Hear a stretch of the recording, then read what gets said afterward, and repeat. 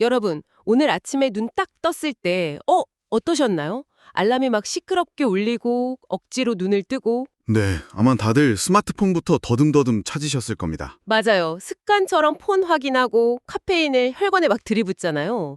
지금 이걸 듣고 계시는 분들도 아마 오늘 아침을 딱 그렇게 시작하셨을 텐데요. 그렇죠. 현대인들의 아주 전형적인 아침 풍경이죠. 그러니까요. 우리는 진짜 약간 아침에 집착하는 시대에 살고 있는 것 같아요.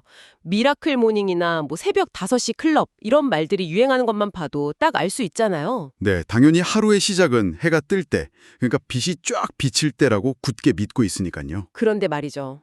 만약에 우리의 이 당연한 상식이 완전히 틀렸다면 어떨까요?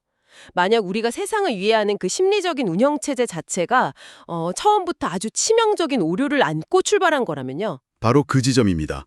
우리가 너무나 당연하게 여기고 한 번도 의심해보지 않은 그 전제부터 완전히 뒤집어보는 것, 거기가 바로 오늘 우리가 들어갈 심층 탐구의 입구입니다. 자, 이걸 좀 풀어보죠. 오늘 우리가 함께 파헤쳐볼 자료는 아주 오래된 고대 텍스트, 바로 창세기에 등장하는 창조 이야기입니다. 잠깐만요. 지금 당장 뒤로 가기 버튼 누르실 필요 없습니다. 네, 종교적인 교리문답이나 지루한 신학 강의를 하려는 게 절대 아니거든요. 맞습니다. 오늘 우리는 이 문헌을 어떤 특정 종교의 교리로서가 아니라 고대 히브리인들의 세계관을 통해서 우리 마음속 우주가 도대체 어떤 원리로 작동하는가를 파헤친 엄청나게 정교한 심리학적이고 철학적인 서사시로 접근할 겁니다. 아주 흥미로운 접근이 될 겁니다. 네, 그래서 이번 탐구의 미션은 분명합니다. 단순히 고대 문헌을 읽는 걸 넘어서 왜 우리 마음에는 반드시 밤과 낮, 그리고 밀물과 썰물이 교차해야만 하는지 이해하는 거죠. 그리고 그 놀라운 통찰을 우리의 팍팍한 일상이나 숨막히는 인간관계에 어떻게 써먹을 수 있는지 그 헬심을 추출해내는 거고요. 자, 방금 제가 오프닝에서 하루의 시작에 대해 질문을 던졌잖아요. 이 고대 철학자들의 시각이 참 재밌는 게 첫 단추부터 우리의 상식을 완전히 박살냅니다. 하루가 아침부터 시작하는 게 아니라고 하더라고요. 네, 그 유명한 구절이죠. 저녁이 되고 아침이 되니 히브리어로는 바히에렙 바히보케루라고 합니다. 저녁이 되고 아침이 되니. 네, 이 구절이 첫째 날, 둘째 날 이 창조의 과정마다 계속 반복해서 등장하거든요. 우리는 흔히 아침에 해가 뜨고 저녁에 해가 져서 하루가 다 끝났다고 생각하잖아요. 그렇죠. 그런데 이 텍스트에서는 완전히 반대입니다. 저녁이 먼저 오고 그 다음 아침이 옵니다. 즉, 어둠이 먼저라는 아주 강력한 선언인 셈이죠. 와, 잠깐만요. 어둠이 먼저라고요? 이 부분이 제 머릿속에 그 기본 모델을 완전히 깨버리는데요. 보통 고대 문헌이나 신화 같은 걸 보면 어둠은 무조건 악당이잖아요. 네, 공허나 혼돈을 상징하죠. 그니까요. 심지어 죽음을 상징하기도 하고 빛이 자자나고 나타나서 그 어둠을 막 물리치는 영웅 역할을 하는 게 국룰 아닙니까? 다들 그렇게 생각하시죠. 그런데 왜 이 텍스트는 굳이 빛이 생전한 후에도 저녁이라는 어둠을 하루의 시작으로 삼은 걸까요? 의도적으로 악당을 먼저 등장시켰다는 건가요? 아주 예리한 질문이십니다. 어쩌면 어둠을 악당으로 보는 것 자체가 현대인들의 강박일지도 모릅니다. 강닥이요? 네, 여기어 전체적인 큰 그림과 연결해 본다면요.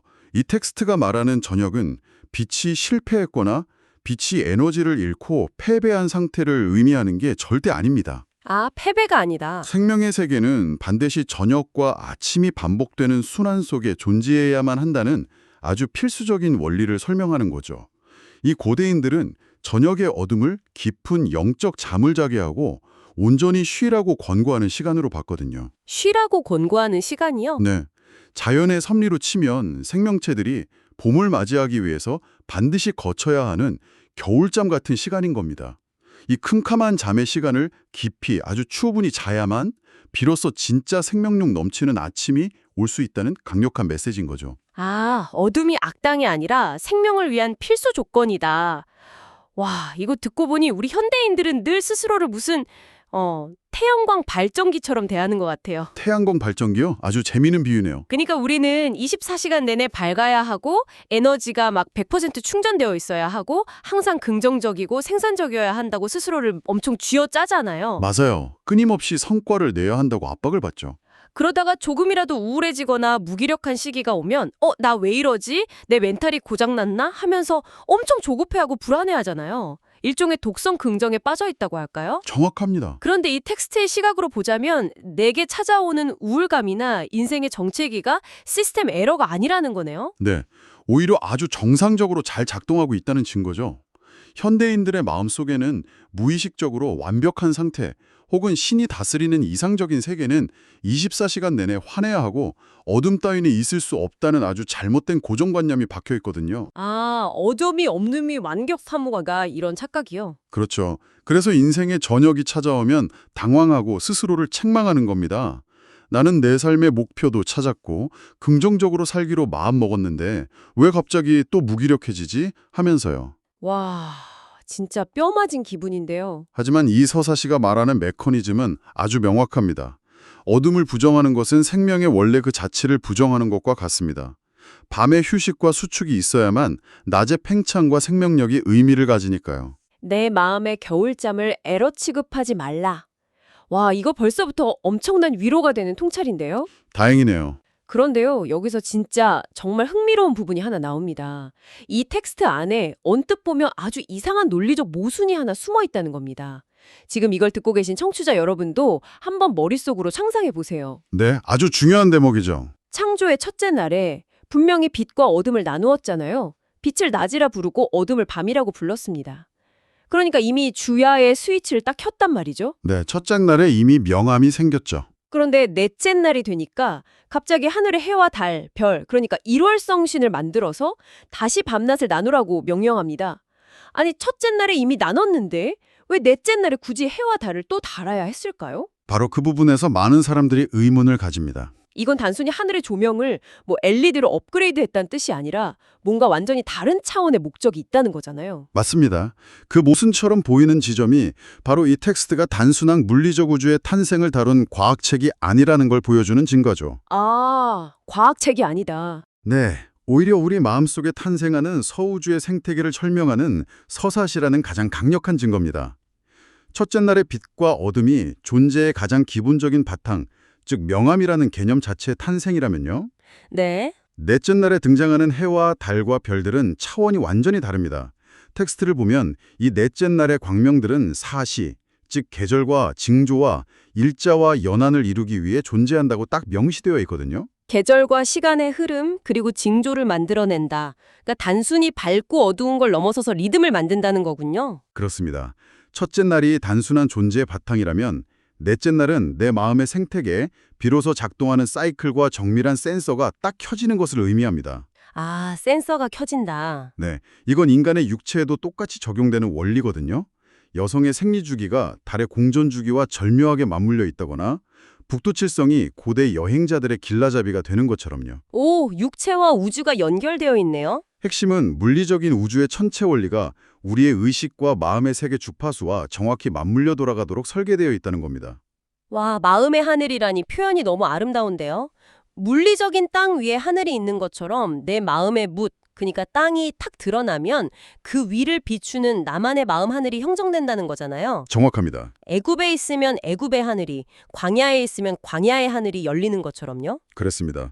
물리적으로는 우리가 같은 아파트에 살고 같은 사무실에서 일해도 심리적으로는 각자의 마음 땅 위에 각기 다른 마음 하늘이 펼쳐져 있는 겁니다. 와, 각자 다른 하늘이 있군요. 네, 내 마음 하늘의 큰 광명, 작은 광명, 그리고 수많은 별들이 조화를 이루면서 나만의 24절기, 나만의 계절을 만들어내는 거죠. 봄, 여름, 가을, 겨울에 사계절이 생겼고 별자리가 생겼다는 건 완전히 이해했어요. 네, 하지만 여기서 약간 의문이 드는 게요.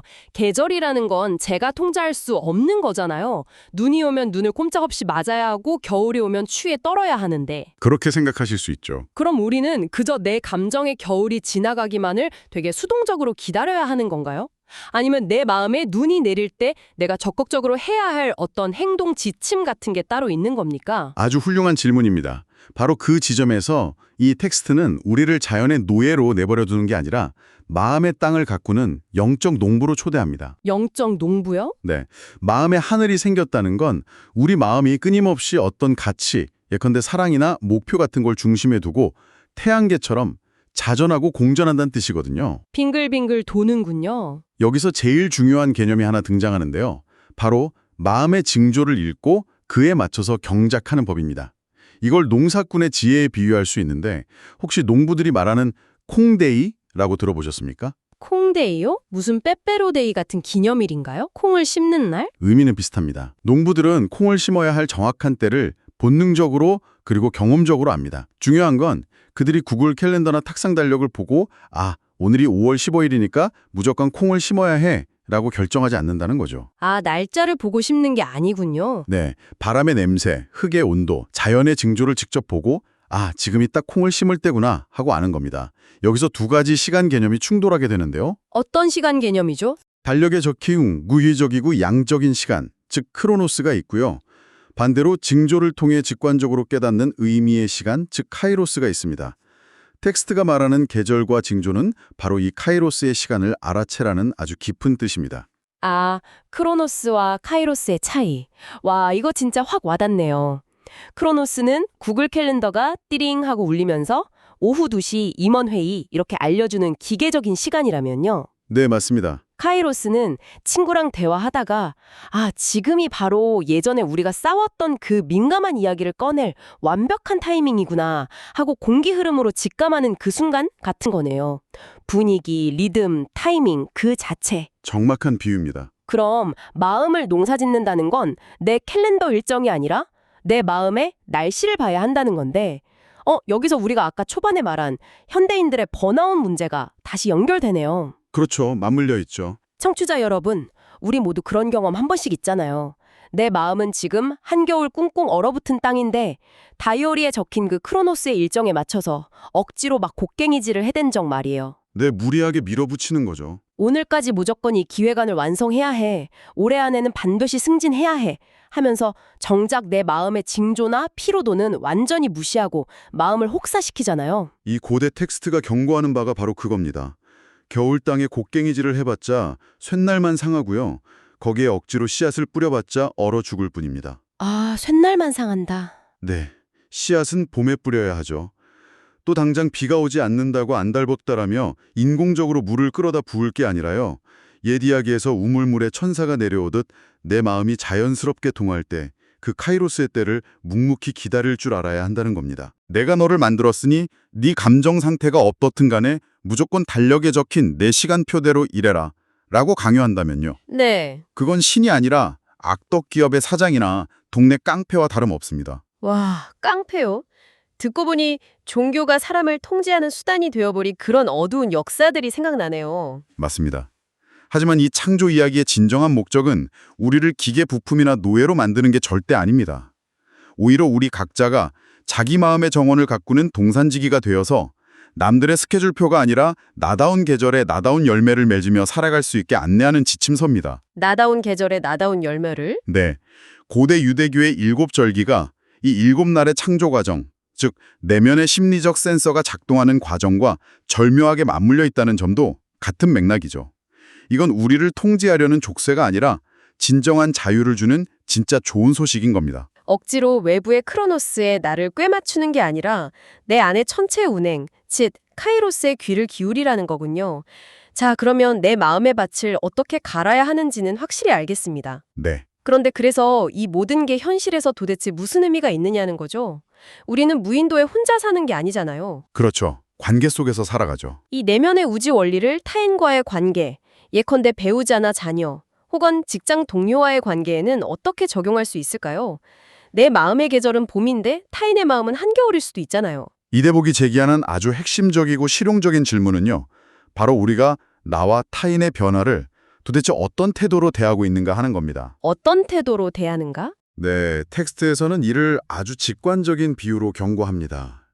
내 마음에 팔뚝만한 밝은 만월, 즉 보름달만 떠있기를 고집하지 마라. 보름달만 고집하지 마라. 이건 무슨 뜻이죠? 우주의 물리적 원리를 한번 생각해 보십시오. 8월 한가위에 둥글고 찬란한 대보름달은 딱 하루, 길어야 이틀 뜹니다. 그 다음 날부터는 필연적으로 이지러지고 찌그러지기 시작하죠. 아, 달이 작아지죠. 그게 아주 자연스럽고 당연한 생명의 원리이자 궤도입니다. 그런데 우리는 내 마음이든 타인의 마음이든 어두워지고 달이 지는 건 도무지 견디지 못합니다.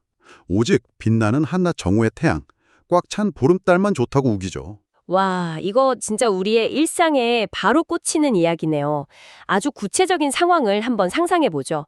남편이나 아내가 밖에서 하루 종일 시달리고 진짜 파김치가 돼서 집에 들어왔어요. 네, 흔한 일이죠. 그 사람의 마음 하늘은 지금 에너지가 다 빠져나간 금음달이거나 초승달인 상태인 거잖아요. 정확합니다. 그런데 우리는 그 지친 모습을 있는 그대로 봐주지를 못해요.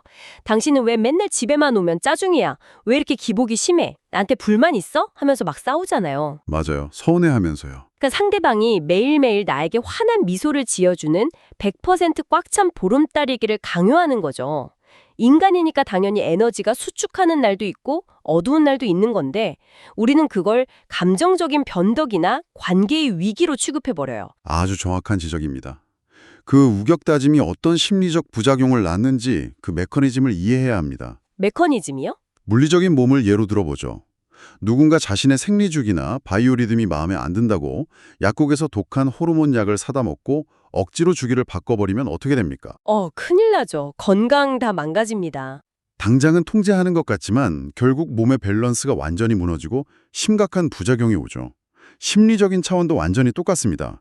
타인의 마음 하늘에 초승달인데 왜 보름달처럼 밝게 웃지 않냐고 강요하고 윽박지르면요. 네. 상대방은 억지로 가짜 웃음을 지어 보일 수밖에 없습니다. 내면의 가짜 감정의 온실을 만드는 거죠.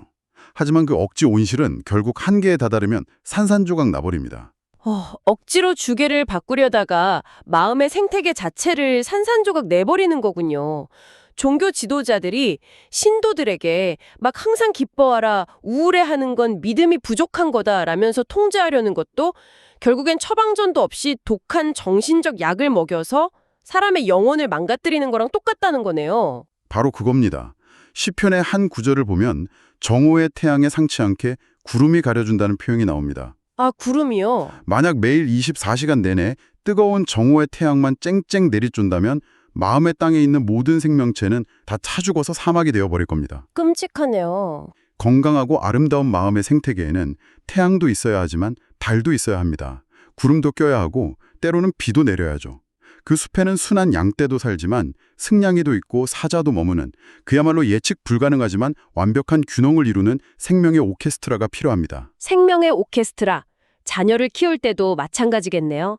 내 아이가 부모가 정해놓은 정답이라는 아주 밝은 궤도만 빙글빙글 돌기를 바라는 게 아니라요. 네, 아이만의 궤도가 있죠. 아이의 내면에서 꿈틀대는 그 변화무쌍한 생명의 원리를 그냥 있는 그대로 인정해줘야 한다는 거잖아요. 그렇습니다. 씨를 뿌려야 할 때 뿌리고 나무 그늘에서 조용히 낮잠을 자야 할 때는 자는 것. 이것이 바로 철을 아는 삶입니다.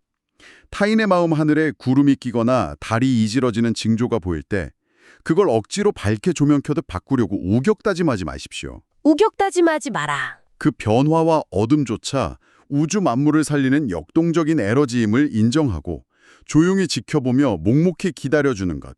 그것이 진정한 관계의 흐름이자 창조의 넷째 날이 우리에게 가르쳐주는 마음의 천체 운행법입니다. 와, 오늘 우리가 나눈 이야기의 퍼즐 조각들을 쫙 맞춰보니까 참 묘한 경외감이 듭니다.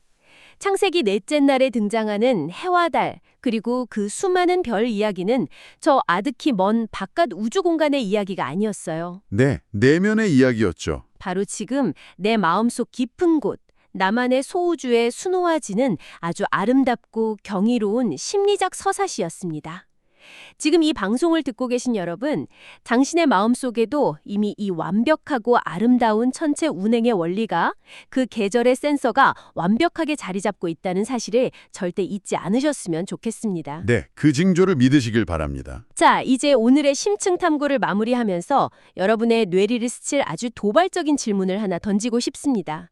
오늘 우리는 인간의 마음속에는 반드시 밤과 낮의 교차, 또 달의 이지러짐과 같은 아주 자연스럽고 필수적인 궤도가 필요하다는 것을 짚어봤습니다. 네, 그렇다면 한번 생각해 보시죠. 밤이 되어도 24시간 내내 인공조명과 스마트폰 불빛으로 어둠을 싹 지워버리고 잠시의 우울함도 허용하지 않으면서 끊임없이 긍정적이고 생산적인 정오의 태양 같은 감정 상태만을 폭력적으로 요구하는 현대사회의 이 거대한 시스템은 어쩌면 우리 내면에 있는 가장 섬세하고 아름다운 소우주의 생태계를 서서히 그리고 돌이킬 수 없이 파괴하고 있는 것은 아닐까요? 한 번쯤 깊이 고민해 봐야 할 문제네요. 오늘 밤 침대에 누워 눈을 감고 여러분의 마음 하늘을 가만히 올려다보시길 바랍니다. 지금 당신의 마음에는 어떤 모양의 달이 떠 있나요? 그리고 그 달빛이 작고 초라한 금음달이든 상처 입은 반달이든 우주가 허락한 그 쉼의 시간을 있는 그대로 환영해 줄 준비가 되셨습니까?